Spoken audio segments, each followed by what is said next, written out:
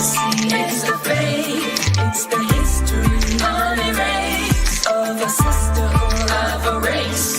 It's the strength of me, it's the strength, it's the legacy, it's the faith, it's the history, unerased, of a sisterhood, of a race. In my shoes, listen to my blues. I stand before you, resilient. Hello, everyone. I am Levi Perrin, once again, another edition of the Unerased Black Women Speak Instagram Live series. Tonight, we are live with, excuse me, Storme Gray from EPIP National. And actually, the first question, I'm not even going to say much about the organization because I think you're going to do way better than I ever could. Oh. Alyssa, my co-producer, found you as soon as we started reading about what you were doing. I said, this is amazing. This is definitely something we need to have on the channel. Can you tell us a little bit about your journey there, what led to being executive director, all the things EPIP? Oh, wow. That's okay. That's and do you say EPIP? I don't want to just like... Yeah, we do. We do say EPIP. And so thank you, because you already got it, because most folks are like EPIP. No, it's EPIP, right? So thank you. So where to even begin? So EPIP basically stands for Emerging Practitioners in Philanthropy. So they're a national network of early and mid-career folks. So people who are either new to philanthropy or maybe it's their first job in philanthropy, who are looking to find their people, find community, and utilize philanthropy as a way to advance social justice. So I actually came to the role of executive director in January 2020 at the height of the pandemic. Yikes. Yikes. Right? It was my first, so this is my first role as an executive director, but I've been an EPIP member. So one of the things that was kind of beautiful was, you know, before becoming executive director, I was their director of programs, really making sure that our work was grounded in equity, centering justice, and helping our members to kind of understand their role and responsibility in doing that from the privileged positions that they sit in as staff persons of foundations. So I was director of programs, but before that, I was actually on the board, and before that, I was a member. So, you know, it's been this very surreal journey. So, so that's kind of how I came into the work. I've been in philanthropy pretty much my entire career straight out of college. And I realized the power that it had in getting resources to communities that have been long underserved, you know what I mean? And just underinvested in, undersupported. But here I was, you know, a little Black girl from Camden, New Jersey, you know, in these rooms with these people moving thousands and tens of thousands and hundreds of thousands of dollars. And I thought, you know, there's something here and I could make an impact there. So that's kind of how I started in philanthropy, and it eventually led me to EPIP and to where I am today. Yeah, that's amazing. One question that I didn't write down ahead of time, but I just thought of is working in philanthropy. I can say as a Black person, it's not something that you hear a lot of.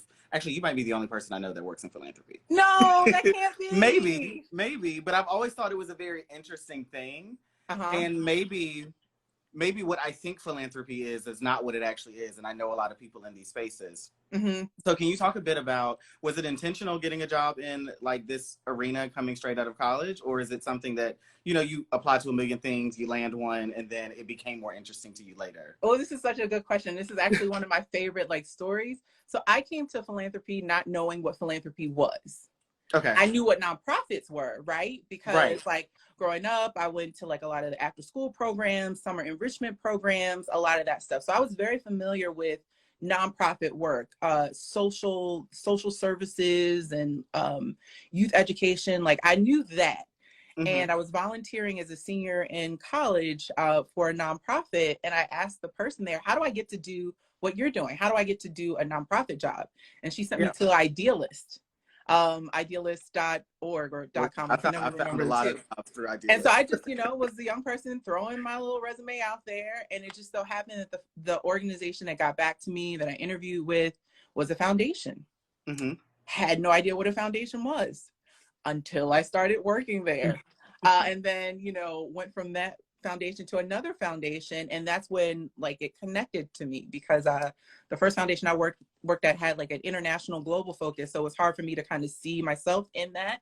But the second foundation I worked at had a focus on youth education and youth development, which I was like, oh, I know that. Like I've lived that, you know what I Mhm. mean? And so to be in those spaces and to see that, oh, we're having money conversations, how Mhm. resources are being allocated to nonprofits, but sometimes folks don't always have the I guess on the ground understanding of what it actually means, like how that money translates into the lives of everyday people. I'm like, Right. oh, Mhm. okay, I need to sit right here. I need to stay right here. So I didn't know what philanthropy was when I came in. And part of the reason why I think the work at EPIP is so important is because a lot of folks, that's the same Yeah. thing. Like philanthropy is this like little known, like sometimes very secretive, like what is it kind of field. But Mhm. there are Black folks all up and through philanthropy. You know, I'm connected to a project that does that highlights the leadership of Black women in philanthropy, Voice, Vision, Value. There's a whole association for Black Foundation executives, AFFE. It's, you know, like, and so whenever we get together, it's always a good time because you get to see one another. You see your fam in philanthropy. We're Yeah. out here, but I guess it's just, you know, maybe we could do a better job of making other folks aware of our existence and just letting them know that philanthropy is completely accessible and is a space where, you know, I think personally more of us need to be in some of those conversations, because you can make change happen on both sides, the direct service nonprofit side and also on the funding side and everywhere in between. There's always an opportunity to do something to give back. That's a perfect segue to inclusion, and Hmm. ask you, what do you define as inclusive leadership, and kind of like your style in the way you've taken on this role over the last just over 2 years. Yeah. How have you kind of weaved inclusion and I guess even equity to Hmm. what you do? So I think at its core, equity and inclusion are at the core of how I just operate. Like it's very hard to do anything on the behalf of someone else without having them involved, right? Without Mhm. understanding their perspective, without understanding where they're coming from and their pain points. And so I think about inclusion is making sure that voices are heard, voices are included, and multiple voices have the ability to actually have a say in what happens. Mhm. When I accepted this role, I would say that I accepted this role wanting to be a free Black queer woman as an executive director, and Mhm. really owning that and being like my most authentic, real self. Because there are so many women and others that I look up to that, the badass women, like, how does she do it? Yeah. She's just being herself. She's Yeah. just being exactly who it is that she was made to be and relishing in it. So that started me on my own path of really challenging myself to break out of like the imposter syndrome that sometimes Mhm. we carry when we step into these roles, thinking that I'm not good enough, that I don't know what I know, that, someone's going to come out of the woodworks and say, oh, she's a fraud. I'm just me.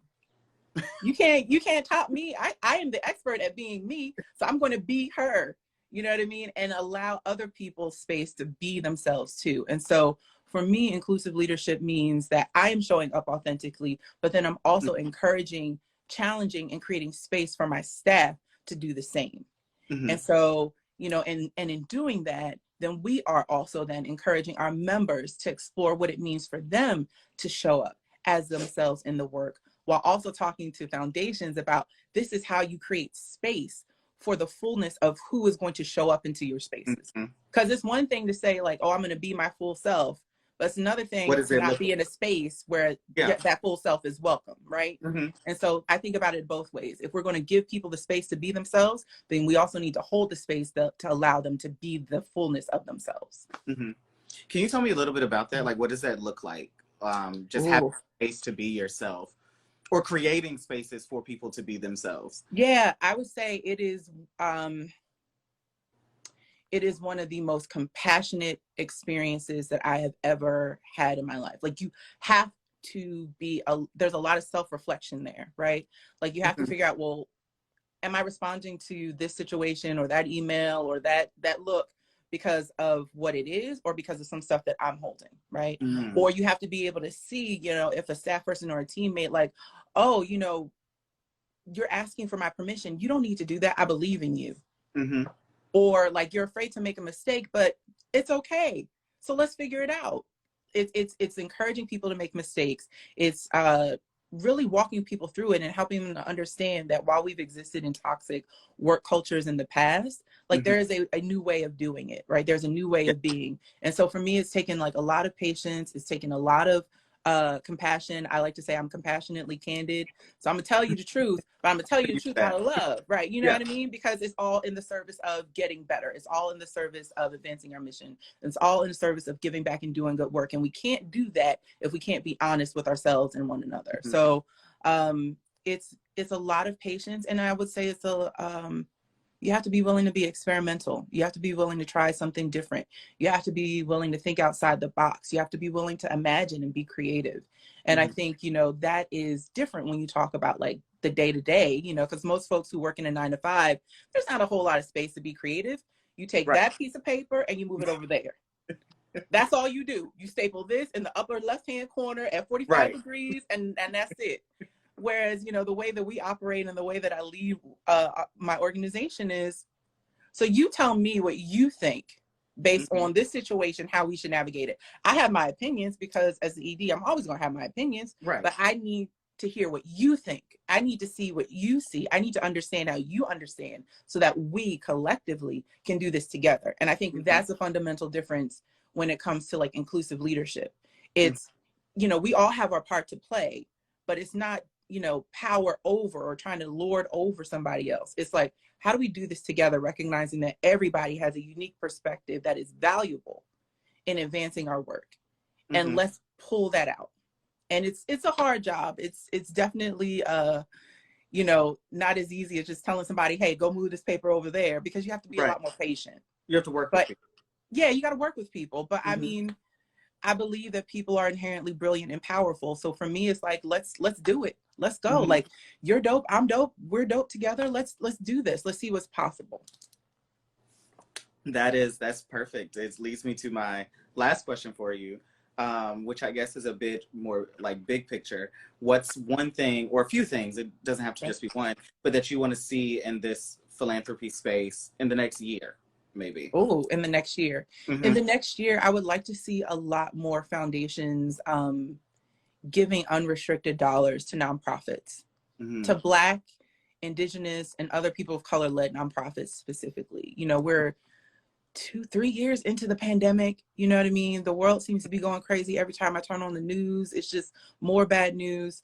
But nonprofit partners, especially like BIPOC led organizations, continue to be underfunded and under-resourced in ways that are proving to be really stressful. So I would like to see more foundations come to the table as true partners. And in that same kind of like, I'm dope, you're dope, how do we do this together? I need that same approach. Foundations, like, you have the resources, nonprofit partners have the knowledge, the know-how, and the connections, but together you can make some magic happen. But it first starts with your ability to like trust. So I'd love to see more of that coming from philanthropy. I love that. Perfect end to it and right on time. Oh, thank you so much for joining us. I love this conversation. I wish we had more time to talk, but you know, we can schedule a second. Until next time, right? Until There's so next much, time. right? Thank you, Levi. Thank you so much. We'll be back in a couple of weeks. Stay tuned to Unerased newsletter, and then also our website and social media. You'll see who we're going to speak to in 2 Thursdays. So thank you so much, Storme. Alrighty. Bye. All right. Bye.